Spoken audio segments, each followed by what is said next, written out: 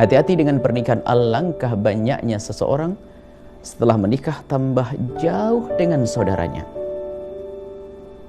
Itu bukan pernikahan karena Allah. Pernikahan karena menuruti egonya, kepentingan pribadinya, kesombongannya.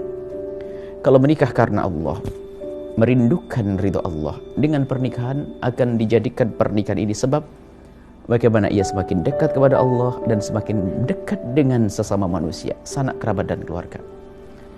Maka kami sampaikan kepada siapapun, jadikanlah pernikahanmu itu adalah sarana dan sebab untuk tolong menolong dengan pasangan dalam bersilaturahim.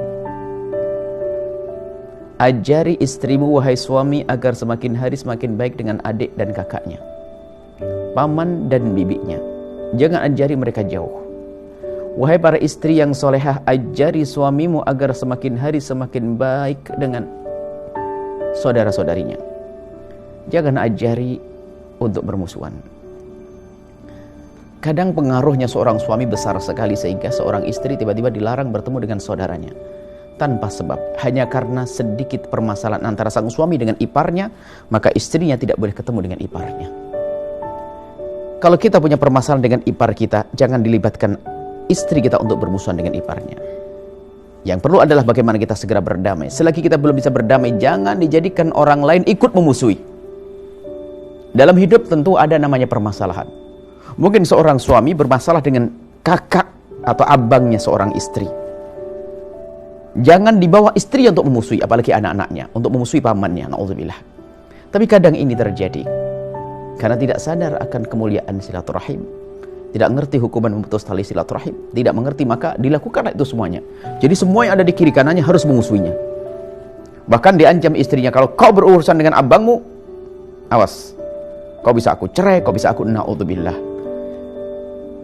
Bahkan seorang suami yang baik akan berkata kepada istrinya, wahai istriku, kamu tahu aku lagi berselisih dengan abangmu, tapi jangan sampai kamu putus dengan abangmu. Bahkan kalau perlu, kau sambungkan aku dengan abangmu. Begitu.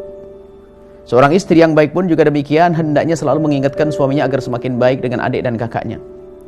Sebab ada dalam sebuah pernikahan, subhanallah, seorang istri, kalau suaminya kedatangan saudara-saudarinya, artinya ipar-iparnya datang, istri di rumah mendengar berita bahwasanya saudara-saudari suaminya sudah mau datang, itu sudah gelisah. Bakal kotor itu rumah, makanan habis di kulkas, segala macam. Ini istri model apa kayak begini?